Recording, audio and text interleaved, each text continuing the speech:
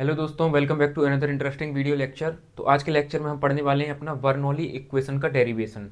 तो उससे पहले जान लेते हैं कि बर्नौली इक्वेशन होती क्या है। तो बर्नौली इक्वेशन क्या होती है? जब भी कोई पाइप में कोई फ्लूइड फ्लो कर रहा हो तो सबसे पहली चीज़ वर्ड आता है फ्लूइड। फ्लूइड क्या होता है? कई लोग फ्लूइड और लिक्विड में कन्फ्यूज रहते हैं। तो कई लोग सोचते हैं कि फ्लूइड में सिर्फ लिक्विड्स आते हैं।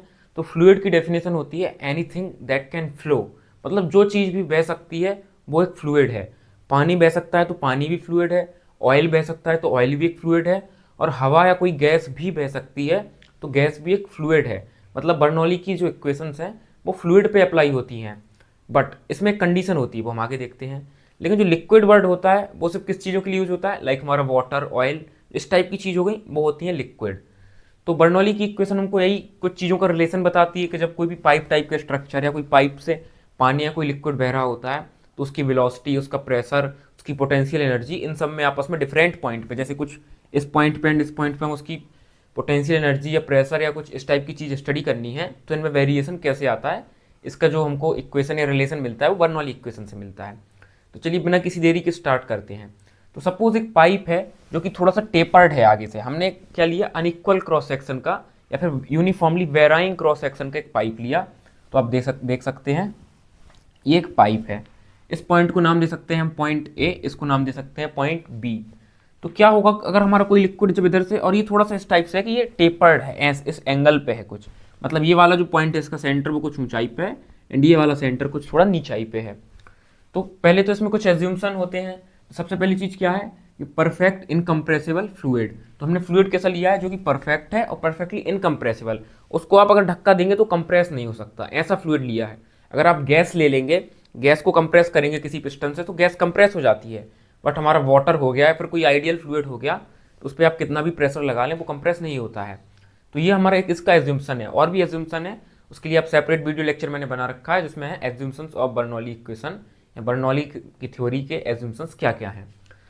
तो इधर से क्या हो रहा है, हमारा जब कोई फ्लूइड फ्लो कर रहा है, सपोज इधर से कुछ वाटर एल लेंथ तक फ्लो करा, कुछ पोर्शन ऑफ वाटर, सपोज ये है, इतना पानी फ्लो करा आगे, ये मैंने इसको नाम दे दिया सपोज DL1 लेंथ। DL मतलब थोड़ा सा पानी आगे बढ़ा, क्योंकि ये कंटिन्यूस इस पाइप में वाटर आगे ऐसे फ्लो कर रहा है।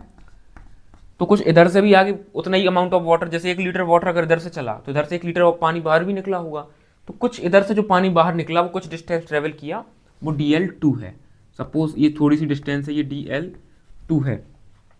इसके बाद आपको कुछ बेसिक सी चीज़ें पता होनी चाहिए कि किसी भी चीज़ का हम वर्क डन कैसे निकालते हैं।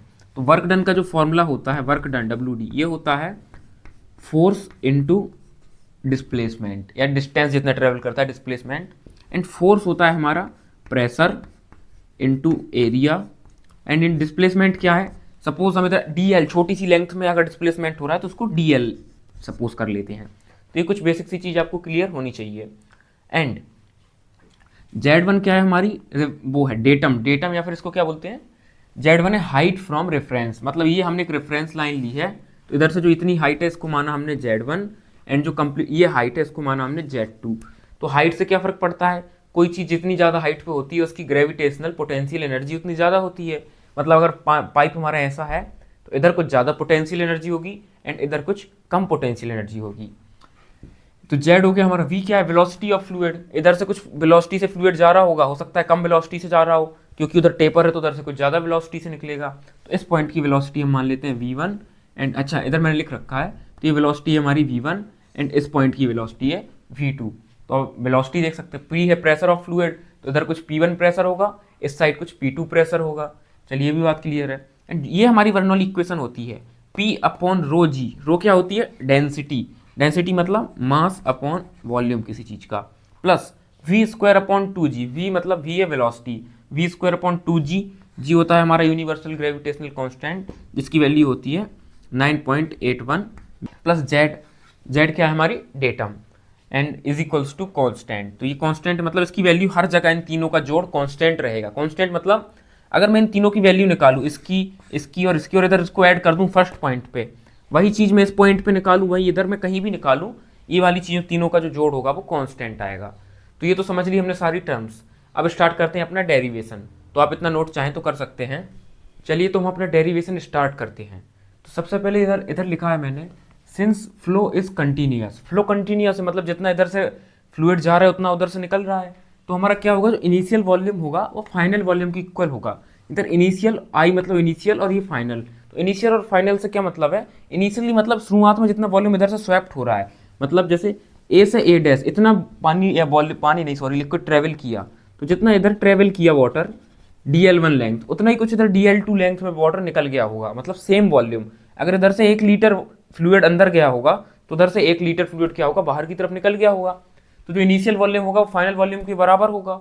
एंड वॉल्यूम का फॉर्मूला क्या होता है, इस वॉल्यूम होता है हमारा, जैसे पाइप सर्कुलर है, इस टाइप से पाइप है कोई, तो वॉल्यूम होता है एरिया, जो इसका क्रॉस सेक्शन का एरिया होता है, तो इधर का एरिया हम मान लेते हैं A1 एंड इधर का एरिया मान लेते हैं A2 इंटू हाइट, तो इधर इस तरफ चल रहा है तो उसके लिए हाइट ये हो जाएगी DL1, मतलब ये जो DL चला वाटर, तो ये इसका एरिया इंटू DL क्या हो जाएगी हाइट, एरिया इंटू हाइट या एरिया इंटू लेंथ क्या होता है हमारा वॉल्यूम। तो इधर से A1 हो गया एरिया और DL1 क्या हो गया उसकी हाइट या लेंथ कितना वाटर चला, तो इनिशियल वॉल्यूम होगा A1 इंटू DL1 और जो फाइनल वॉल्यूम जितना स्वेप्ट हुआ है इधर या जितना वॉल्यूम निकला है वो होगा A2 इंटू DL2। तो ये दोनों आपस में इक्वल होंगे क्योंकि दोनों वॉल्यूम बराबर हैं। इसके बाद हम देखते हैं वर्क डन बाय प्रेशर, तो हम देख चुके हैं कि वर्क डन प्रेशर से कैसे निकालते हैं। तो वर्क डन होता है हमारा force into displacement, and force को क्या, फोर्स का फॉर्मूला होता है प्रेशर इंटू एरिया, तो वर्क डन क्या आ जाएगा फोर्स इंटू डिस्प्लेसमेंट, फोर्स होता है प्रेशर इंटू एरिया और डिस्प्लेसमेंट है DL1। तो इस साइड का प्रेशर है, ये वाटर को इस साइड भेज रहा है बाहर की तरफ, तो ये पॉजिटिव वर्क डन करेगा, मतलब on moving A to A dash, A से लेके A डैश इस दिशा में भेज रहा है जब वाटर, तो क्या होगा P1 A1 DL1 work done होगा। बट जो P2 प्रेशर होगा, क्योंकि हमारा पाइप आगे से टेपर्ड है, पतला है, तो उस पानी को बाहर निकलने से रजिस्ट करेगा। आप देखेंगे ना कि पानी जो इधर ज़्यादा प्रेशर से निकल रहा है वो इधर जाके वाटर का प्रेशर कम हो जाएगा और वेलोसिटी बढ़ जाएगी। ये हो सकता है आपने पीछे लॉ पढ़ रखा हो कि जहाँ प्रेशर का क्या होता है, वेलोसिटी बढ़ती, वाटर की या लिक्विड की वेलोसिटी बढ़ती है, उधर प्रेशर कम हो जाता है। तो इधर क्या होगा, हमारा प्रेशर कम हो रहा है क्योंकि वो हमारे जो वाटर फ्लो को अपोज कर रहा है, मतलब उसका जो प्रेशर इधर वर्क डन कर रहा है वो नेगेटिव कर रहा है। तो क्योंकि वो नेगेटिव वर्क डन कर रहा है, तो जो on moving B to B dash है, जो वर्क डन हो रहा है प्रेशर का, वो माइनस में हो रहा है, और इधर प्रेशर P2 है तो P2 into area, pressure into area बन जाता है फोर्स इंटू डिस्प्लेसमेंट, डिस्प्लेसमेंट है DL2। तो फाइनल हमारा वर्क डन कितना हो जाएगा प्रेशर के द्वारा, तो हम दोनों वर्क डन को जोड़ देंगे, तो नेट वर्क बाय प्रेशर कितना हो जाएगा P1 A1 DL1 ये वाला प्लस में माइनस P2 A2 DL2, तो प्लस माइनस वाली ये टर्म, तो प्लस माइनस माइनस हो जाएगा। एंड इधर है हमारा A1 DL1, इधर है A2 DL2, बट क्योंकि फ्लूइड कंटिन्यूअस है तो A1 DL1 और A2 DL2 आपस में बराबर होंगे। मतलब मैं जो A2 DL2 है इसको मैं A1 DL1 भी लिख सकता हूँ। तो ये P1 A1 DL1 पहले से था P1 A1 DL1 minus P2 A2 DL2 को भी मैं P2 A1 DL1 लिख सकता हूँ। इन दोनों से A1 DL1 मैंने कॉमन निकाल लिया, तो ये आ गया हमारा A1 DL1 एंड ब्रैकेट में P1 माइनस P2। तो ये हमारा net work done by pressure निकल आया। चलिए अब इसके आगे का करते हैं। तो होप आपने नोट कर लिया होगा, तो चलिए अब आगे का पढ़ते हैं। तो मेन चीज़ क्या हो रहा है कि जो हमारा फ्लूइड है वो ज़्यादा हाइट से कम हाइट पे आ रहा है, मतलब जो हमारी Z1 हाइट है वो ज़्यादा है एंड Z2 हाइट कम है। तो कोई चीज़ ज़्यादा हाइट से कम हाइट पे आती है तो उसकी पोटेंशियल एनर्जी कम होती है या फिर उसकी पोटेंशियल एनर्जी में लॉस होता है। एंड पोटेंशियल एनर्जी का फॉर्मूला होता है mgh, जिसमें h क्या होती है हमारी हाइट। तो मैं पोटेंशियल एनर्जी का मैंने फॉर्मूला लिखा mgz। z क्यों, क्योंकि मैंने इधर हाइट को z माना, Z1 एंड Z2, तो पोटेंशियल एनर्जी को मैं लिख सकता हूँ mgz। Loss in potential energy कितना हुआ, तो लॉस होगा हमारा initial potential energy minus final potential energy. तो हमारी इनिशियल पोटेंशियल एनर्जी थी mgz1 और फाइनल क्या थी mgz2। तो जब मैं इन दोनों को माइनस करूंगा तो mg दोनों से कॉमन आएगा एंड अंदर बचेगा Z1 माइनस Z2। तो मेरा लॉस इन पोटेंशियल एनर्जी कितना है mgz1 माइनस Z2। सिमिलरली हमारी काइनेटिक एनर्जी क्या होती है हाफ mv², क्योंकि प्रेशर घट रहा है और पोटेंशियल एनर्जी भी घट रही है, तो ये जो एनर्जी है जा कहाँ रही है, तो ये काइनेटिक एनर्जी को बढ़ा रही है। तो उधर कुछ काइनेटिक एनर्जी इनिशियल रही होगी, इधर कुछ फाइनल रही होगी, तो कुछ बढ़ गई, पहले कम थी काइनेटिक एनर्जी अब कुछ बढ़ गई, उसमें गेन हुआ। तो कितना गेन हुआ, सपोज पहले 5 थी तो अब 10 हो गई। तो गेन कैसे निकालेंगे, 10 में से 5 को माइनस कर देंगे तो जो 5 का गेन हो गया।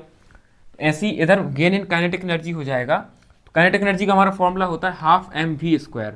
तो फाइनल हमारी काइनेटिक एनर्जी होगी हाफ mv²। इनिशियल होगी half M v one square, तो इन दोनों का जो डिफरेंस आएगा वो आएगा half M we two square minus half M v one square, and half m दोनों से कॉमन है तो हाफ एम कॉमन लिया, ब्रैकेट में बचा v two square minus we one square.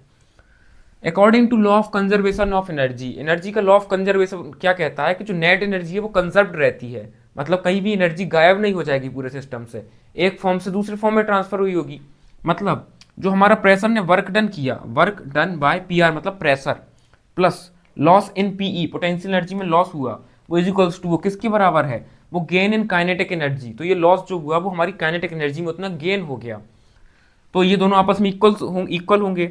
Work done by pressure हम पहले निकाल चुके हैं, A1 DL1 P1 minus P2, ये पहले हम फाइंड कर चुके हैं, plus loss in potential energy अभी निकाला mg Z1 minus Z2 is equals to gain in potential energy कितना होगा, half M we two square minus we one square. एक बात और समझने की है कि हमारा जो वॉल्यूम होता है या फिर डेंसिटी होती है, डेंसिटी का फॉर्मूला क्या होता है जिसको हम रो से लिखते हैं, रो, तो rho is equals to mass upon volume, तो इधर से वॉल्यूम क्या आ जाएगा, मास अपॉन डेंसिटी।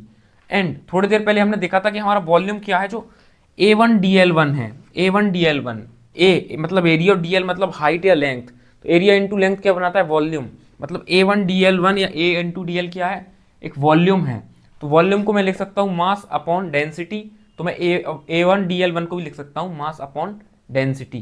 तो इधर से मैं क्या लिख दिया, A1 DL1 को मास अपॉन डेंसिटी, बाकी सब कुछ वही लिखा है, तो आप फिलहाल इतना नोट करिए, इसके बाद हम अपने अगले स्टेप पे बढ़ते हैं। चलिए तो अब आगे का पार्ट देखते हैं। तो इधर तक हमने देख लिया था m upon rho mass upon density P1 minus P2 plus mg Z1 minus Z2 is equals to half m V2 square minus V1 square. इनमें सब जगह हमारा m कॉमन आ रहा है, मतलब इधर से एंड इधर से m म्यूचुअली कैंसिल हो जाएगा, तो हमारे पास बचेगा P1 minus P2 upon rho plus m cancel हो गया तो g Z1 minus Z2 is equals to half V2 square minus V1 square. अब हमने क्या किया, चारों तरफ दोनों तरफ RHS और LHS में G से डिवाइड कर दिया, मतलब इधर हमने क्या किया इस स्टेप में, डिवाइड बाय G से डिवाइड कर दिया, तो P1 minus P2 rho upon में G प्लस इधर पहले से G था तो G अपॉन G क्या हो जाएगा, कैंसिल, तो अंदर बचेगा Z1 माइनस Z2, तो Z1 minus Z2 is equals to 1 upon 2 था तो 1 upon 2G V2 square minus V1 square. अब देन इसको हमने सेपरेट करके लिख लिया, P1 upon rho g minus P2 upon rho ji plus Z1 minus Z2 is equals to V2 square upon 2G minus तो minus V1 square upon 2G। अब हमने क्या कर लिया, जो वन वाली टर्म है P1 Z1 एंड V1 उसको सबको इस तरफ पहुंचा लिया, मतलब P1 अपॉन रो जी, ये माइनस में था इस साइड प्लस में आया तो V1 square upon 2G plus Z1 and जो 2 वाली टर्म थी तो उसको उस तरफ पहुंचाया, तो हमारी फाइनल इक्वेशन क्या बनी, P1 upon rho ji plus V1 square upon 2G plus Z1 is equals to P2 upon rho ji plus V2 square upon 2G plus Z2। तो यही थी हमारी बर्नौली इक्वेशन का फाइनल डेरिवेशन। इसको आप और अच्छे शब्द में या मतलब थोड़ा शॉर्ट में लिख सकते हैं, P मतलब आप देख सकते हैं कि हर जगह जो ये इन तीनों का जोड़ है वो आपस में बराबर आ रहा है कोई भी 2 पॉइंट पे, तो मतलब इन तीनों का जोड़ कांस्टेंट रहेगा हर एक पॉइंट पे, चाहे आप कहीं भी जोड़ें इन तीनों को, P अपॉन रो जी plus V square upon 2G plus Z वो कांस्टेंट रहेगा। भले ही आपने इन दोनों एंड पॉइंट लिए, आप एक पॉइंट ये लेते और दूसरा पॉइंट कहीं इधर भी ले लेते तो भी ये चीज़ दोनों का जोड़ सेम आता। तो यही थी हमारी बर्नौली इक्वेशन का डेरिवेशन, एंड इस पे बेस्ड काफ़ी न्यूमेरिकल्स भी आते हैं, थोड़ा घुमा के भी आते हैं, या फिर कई बार सीधा वैल्यू पुट करने वाले आते हैं एग्जाम में, तो ये काफ़ी हमारा एग्जाम वाइज इंपॉर्टेंट है। होप आपको समझ आया होगा, एंड अगर वीडियो अच्छी लगी हो तो आप वीडियो को लाइक कर सकते हैं, चैनल को सब्सक्राइब करिए एंड वीडियो को अपने दोस्तों के साथ शेयर करिए, इससे हमको काफ़ी सपोर्ट मिलता है। मैं मिलता हूँ आपको किसी और नेक्स्ट ऐसी इंटरेस्टिंग सी वीडियो के साथ, तब तक के लिए बाय।